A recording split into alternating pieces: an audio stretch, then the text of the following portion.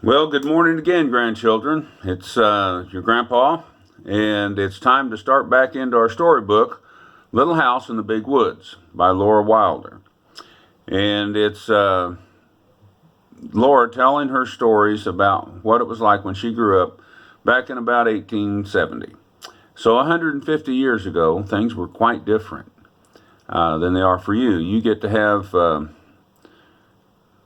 cars and drive around on roads and have almost all the adults anyway around you have phones, and some of you have phones and constantly in communication, and you use your tablets and look at things and have access to all kinds of information.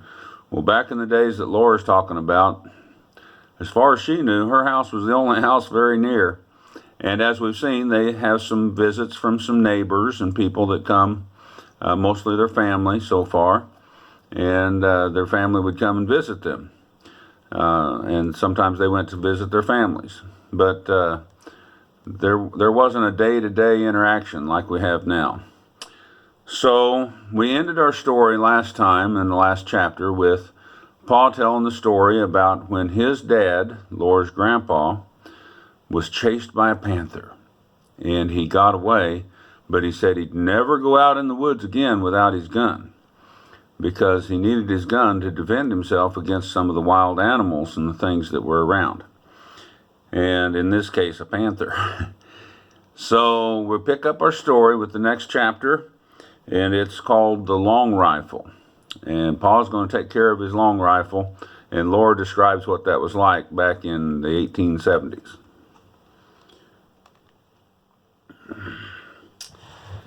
Every evening, before he began to tell any stories, Paul made the bullets for his next day's hunting.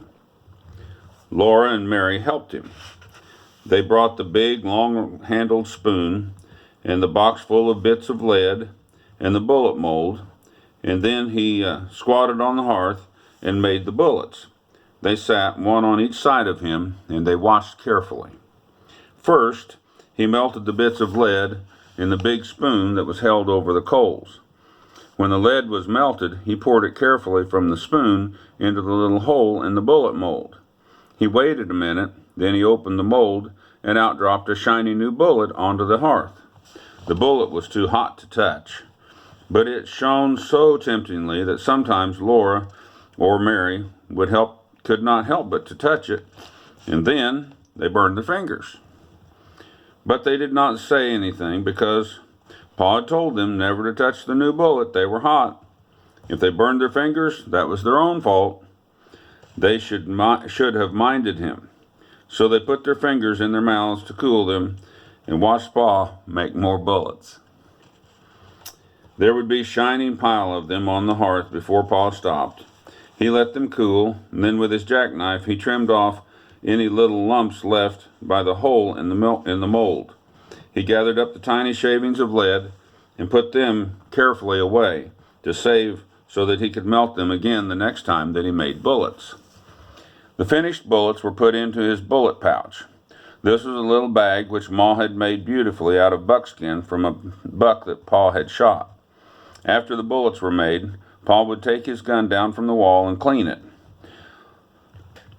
Out in the snowy woods all day long, it might have gathered up a little bit of dampness, and the inside of the barrel was sure to be dirty from powder smoke. So Paul would take the ramrod from its place under the gun barrel, fasten a piece of clean cloth on its end, and then he stood the butt of the gun in a pan on the hearth and poured boiling water from the tea kettle into the gun barrel.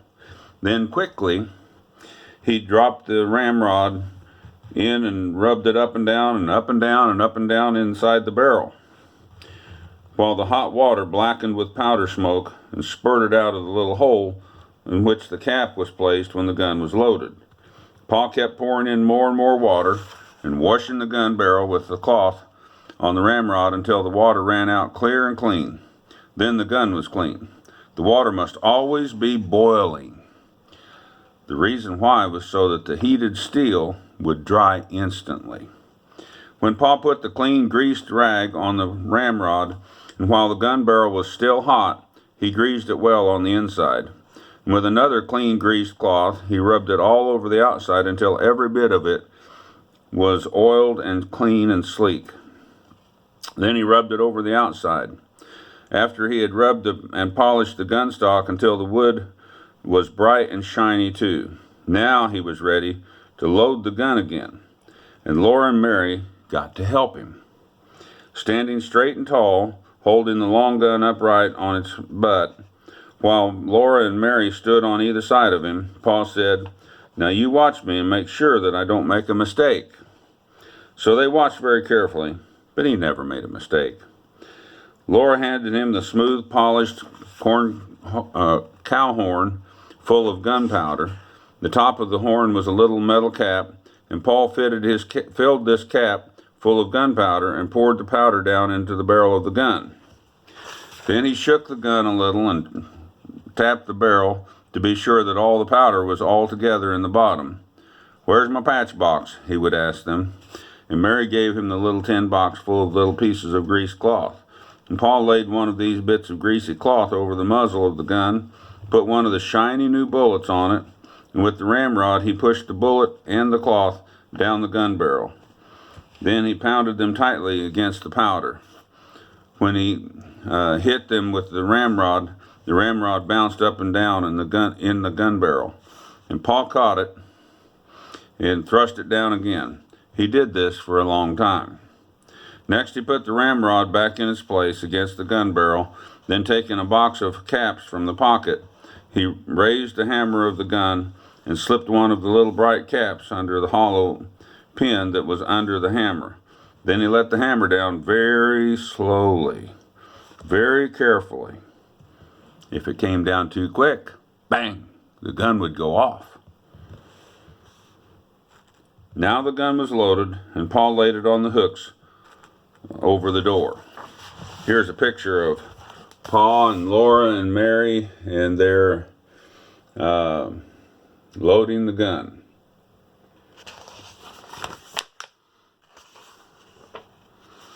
And here's a picture of all the tea kettle that he used to clean it, and the let's see, there's the big spoon and the pan that he used to wash it, and the box with all the patches and all the stuff there that he needed to load his gun.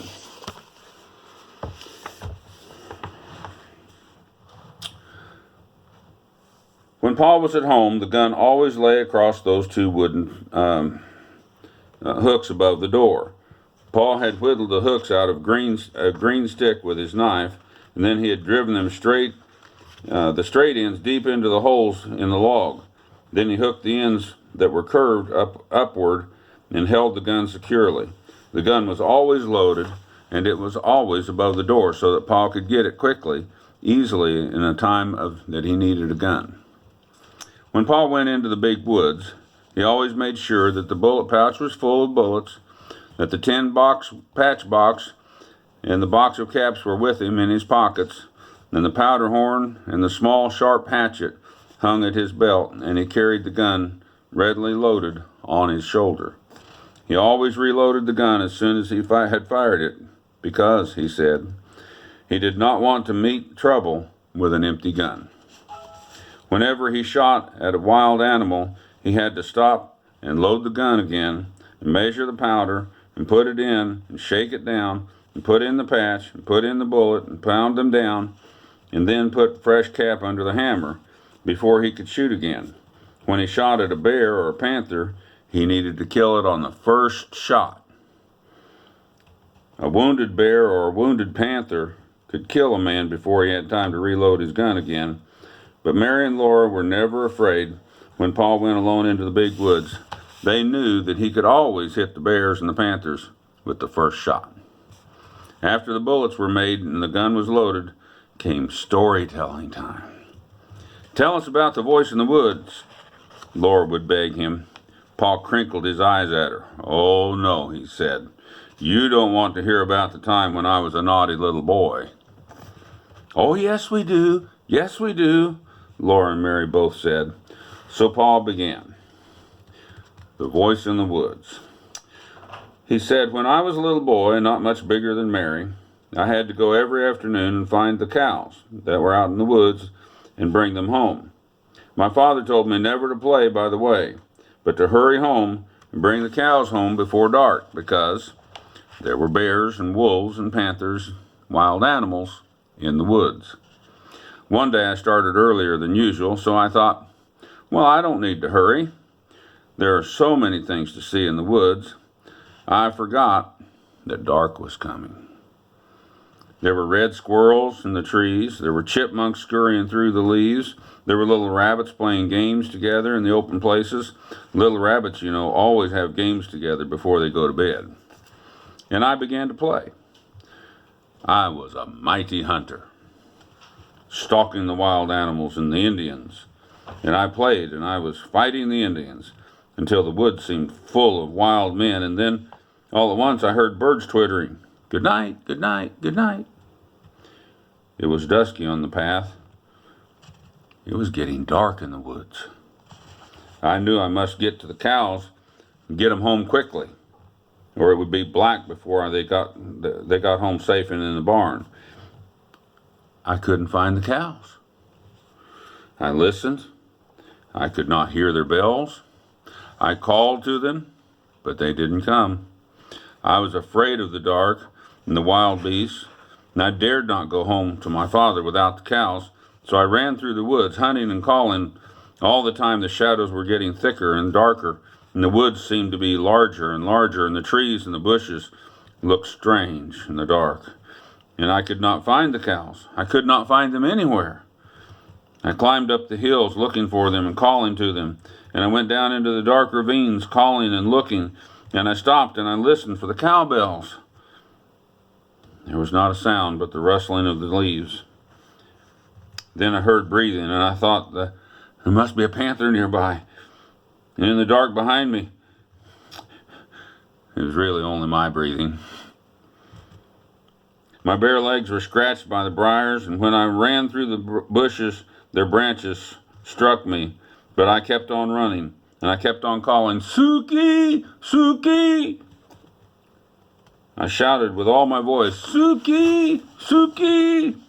And right over my head something asked, "Hoo!" And my hair stood straight on end. "Hoo! Hoo!" The voice said louder again. And then, oh, how I did run. And I forgot all about the cows. All I wanted to do was to get out of the dark woods and to get home. That thing in the dark came after me, and again it called, "Hoo! Hoo!" And I ran with all my might, and I ran until I couldn't breathe. And then when I just kept on running. Something grabbed my foot, and down I went. Up I jumped, and I ran again. Not even a wolf could have caught me. And at last I came out of the dark woods by the barn, and there stood the cows. They were all waiting to be let through the bars, so I let them in. And then I ran to the house. My father looked up and said, "Young man, what makes you so late? Been playing by the way?"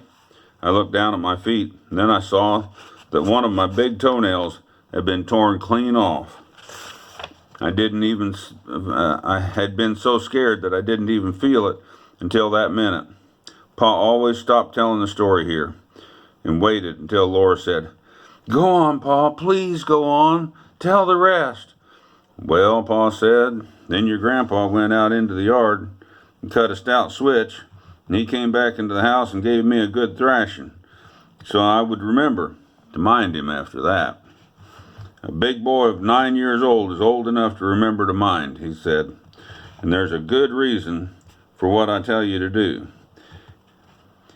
If you do as you're told, no harm will come to you." "Yes, yes, Pa," Laura would say, bouncing up and down on Pa's knee. "Then what did he say?" "He said if you'd obeyed me, as you should have, you wouldn't have been out in the woods after dark, and you wouldn't have been so scared by an old screech owl." Well, that's the end of that story, or that chapter in our book. And what chapter? What one was that? That's just chapter 3. Well, we're done with chapter 3, And we'll read some more later. Well, it's my opportunity to tell you kids that we love you very much, and we think the world of you. And hopefully when this quarantine stuff is ended, we'll be able to be together again soon. I hope that we'll get to visit with you in person this summer. And we're going to try to. We're going to try and make some trips. We love you. Bye.